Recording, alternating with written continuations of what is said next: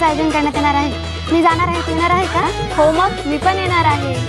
आमदार डॉक्टर किरण लामटे साहेब यांची सुहृदय पत्नी यांच्याद्वारे ही प्रतियोगिता अवस्थित दिल्या अकोले या ठिकाणी आयोजित करण्यात आली आहे। आमदार डॉक्टर किरण लामटे साहेबांच्या माध्यमातून मंगळागौर स्पर्धा व समूह नृत्य आयोजित केले आहे।